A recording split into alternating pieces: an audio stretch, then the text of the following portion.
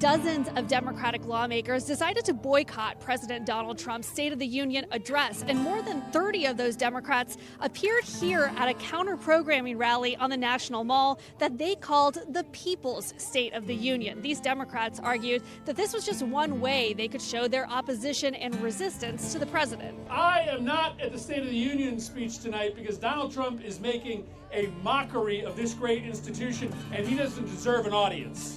There's a long history of lawmakers boycotting a president's address at the U.S. Capitol. Presidents Barack Obama, Bill Clinton, Joe Biden, and Donald Trump have all seen some type of boycott of their State of the Unions, often on a much smaller scale. But it is believed that this decision, this boycott here of the State of the Union, is one of the largest in recent history. We cannot agonize. We must organize against Donald Trump. He pointed to what he described as progress at home and abroad while urging lawmakers to support the next phase of his agenda. Now, the address comes as new polls show his approval ratings slipping on the economy, an issue expected to weigh heavily as the midterm elections draw closer. The night also highlighted sharp divisions in the chamber, with Republicans frequently applauding, many Democrats looking on with disapproval, less than 9 months before voters go to the polls. Members of Congress and my fellow Americans, our nation is back, bigger, better, richer, and stronger than ever before. Did you watch the State of the Union address? Parts of it, yes. What was your reaction? It was a very strong performance. I thought that was very polarizing between the Democrats and Republicans. What really upset me the most was the way Congress and especially Mike Johnson stood up and clapped behind him when he knew that he was blatantly lying. What's something that you were hoping President Trump would address that he didn't? Epstein files, obviously. Screaming at a president, I mean, that's ridiculous. That is so, that they should have removed them, but you know, in a way, I'm glad that they left them sitting there screaming like lunatics. The things I heard were not truthful about the economy and all the great things that are supposedly happening, and I think the opposite is more the case. I did not watch the State of the Union address. Usually every year I do. I wasn't looking forward to hearing, unfortunately, what President Trump had to say. I didn't really have too much of a reaction because my expectations were already that it's so low that it would all just be a bunch of repeated falsehoods. What is happening in Washington leaves everyone with the knowledge that in the months to come, nothing will have changed. The polarization will continue, the gridlock will continue, the economic frustration will continue. And Trump's State of the Union only reinforced that trajectory. And while the political theater plays out, Canada will keep moving forward, quietly, steadily, and structurally, in ways that shift the balance of power across the continent. The speech was long, but length wasn't the point. The point was what it revealed. President Trump spoke about market highs, job numbers, and a supposed economic turnaround. But the applause lines didn't change the underlying reality. Americans are still dealing with high prices, rising rents, and a cost of living crisis that has reshaped the political landscape. Inflation may have slowed, but the price level hasn't come down. And when people feel poorer, no amount of political messaging can convince them otherwise. The reaction inside the chamber made this clear. Half the room stood and clapped at every line. The other half barely moved. This wasn't just partisanship. It was a structural divide, two different interpretations of the same economy, shaped by two different lived experiences. One group sees a recovery, the other sees stagnation. And both believe they're right because their personal economic reality reinforces their view. This is the environment the United States is operating in. A country where political incentives reward conflict, not compromise. Where economic frustration fuels polarization. Where institutions struggle to produce long-term solutions because short-term political pressure dominates every decision. And when a superpower becomes absorbed by its internal dynamics, the external environment adjusts. That adjustment is already happening, and it's happening north of the border. Canada is not rising because it is trying to. It is rising because the geopolitical environment is creating space for it. Stability becomes leverage. predictability becomes influence, and Canada has both. While Washington debates, Canada builds. While the United States cycles through political turbulence, Canada maintains policy continuity. While American institutions struggle with gridlock, Canadian institutions continue to function with relative cohesion. This isn't about superiority, it's about incentives. The United States is a global superpower with global responsibilities and global pressures. Canada is a regional power with a stable political system, a resilient economy, and a strategic geography that becomes more valuable every year. The two countries are not competing. They are diverging in how they respond to structural pressures.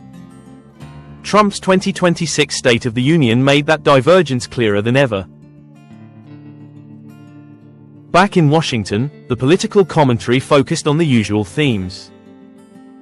Who clapped, who didn't, which lines landed, which lines fell flat. But outside the United States, the reaction was different. European outlets described a divided America.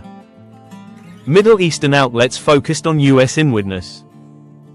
Asian outlets analyzed the implications for global markets. And Canadian outlets asked the only question that matters for the future of the continent. What does this mean for Canada? That question is not emotional. It is strategic. Because Canada's rise is not driven by ambition. It is driven by necessity. The continent needs a stabilizing force. And right now, Canada is the most stable actor in North America. This stability is not accidental. It is structural. Canada's political system is less polarized. Its economic model is more predictable. Its institutions face less pressure from populist movements. Its demographic trends are more favorable.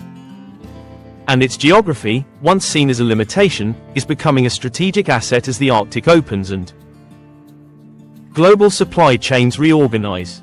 The United States remains the dominant power. But dominance does not guarantee stability. And stability is becoming the most valuable currency in geopolitics. This is why Canada's influence is growing. Not loudly, not dramatically, but steadily. Consider the economic fundamentals. Canada has become a critical supplier of the minerals needed for the global energy transition. It is building out battery manufacturing capacity.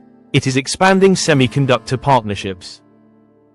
It is strengthening its aerospace sector. These are not headline-grabbing developments. But they matter. Because they position Canada as a key player in the industries that will define the next several decades. Meanwhile, the United States is dealing with internal volatility. Policy swings, tariff battles, political gridlock. Markets don't like volatility. Investors don't like volatility. Allies don't like volatility. And volatility creates space for a stable neighbor to become a counterweight. This is not about Canada overtaking the United States. It is about Canada becoming indispensable in areas where the United States is constrained by its internal dynamics. The State of the Union highlighted those constraints. The President spoke confidently about economic progress, but the underlying numbers tell a more complicated story. Growth is uneven, productivity gains are limited, real wages are stagnant for many households. And the political system is too divided to implement long-term structural reforms. Canada, by contrast, is not dealing with the same level of political fragmentation. Its policy environment is more predictable. Its institutions are more insulated from partisan swings. And its long-term planning is less vulnerable to sudden reversals. This difference matters. Because in geopolitics, the most stable actor gains influence by default. As the United States turns inward, Canada's outward-facing stability becomes more valuable. Allies notice, markets notice, institutions notice. And over time, this shifts the balance of power in subtle but meaningful ways. This is the context in which tonight's State of the Union must be understood. Not as a dramatic turning point, but as a confirmation of a trend that has been building for years. a trend where the United States remains powerful but distracted, and Canada becomes influential because it is not. The months ahead will not change this trajectory. The polarization will continue, the gridlock will continue, the economic frustration will continue. And while Washington debates, Canada will keep moving forward, quietly, steadily, and structurally. This is the new reality of North America. As Washington remains consumed by its own political turbulence, narrative shifts north to the Arctic, a region transforming from frozen frontier to strategic corridor. Melting ice is opening new shipping routes and exposing resources, and Canada, with the largest Arctic coastline, becomes the natural gatekeeper. While the United States recognizes the region's importance, its internal volatility limits its ability to respond. Canada, meanwhile, quietly expands its Arctic presence, modernizing NORAD, upgrading surveillance, building ice-capable vessels, and strengthening northern infrastructure. This steady expansion mirrors Canada's broader rise in defense and industry.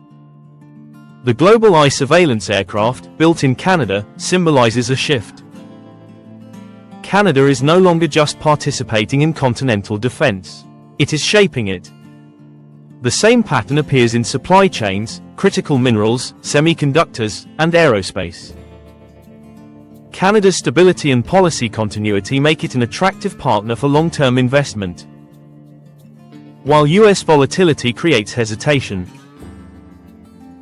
If you pause the story here, the pattern becomes obvious. The United States is becoming more inward-focused and unpredictable, while Canada is becoming the continent's stabilizing force. In geopolitics, stability is power, and Canada is accumulating it quietly, steadily, and structurally.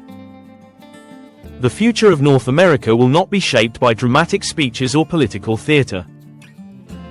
It will be shaped by structural incentives, demographic trends, geographic realities, and the ability of institutions to adapt to long-term pressures. And when you examine these forces objectively, the trajectory becomes clear. The United States remains the dominant power, but its internal dynamics are limiting its ability to project stability outward. Canada, meanwhile, is positioned to absorb the responsibilities that come with being the most predictable actor in the region. This does not mean Canada will replace the United States. It means Canada will become more important in the areas where the United States is constrained. Defense, supply chains, Arctic governance, energy transition, industrial resilience. These are not symbolic domains.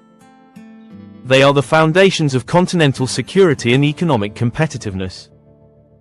And Canada is strengthening its position in each of them. Canada's demographic strategy, immigration system, and institutional continuity give it long-term advantages in emerging industries like batteries, semiconductors, aerospace, and critical minerals. Its financial stability attracts long-term investment, and its unified regulatory environment allows it to move faster on energy transition projects than the United States. The Arctic becomes central again. As new trade routes and resource opportunities open, Canada's northern territory becomes a geopolitical asset. Investments in icebreakers, surveillance, and northern infrastructure position Canada as the region's gatekeeper for decades to come. NORAD modernization further cements Canada's role in continental defense, as the United States depends on Canadian geography and capabilities. Canada's stability attracts investment and strategic partnerships, while US unpredictability slows long-term planning. The narrative concludes with a continental rebalancing. The United States remains dominant, but Canada becomes the stabilizing counterweight. The State of the Union didn't alter this trajectory. It confirmed it. The shift is already underway.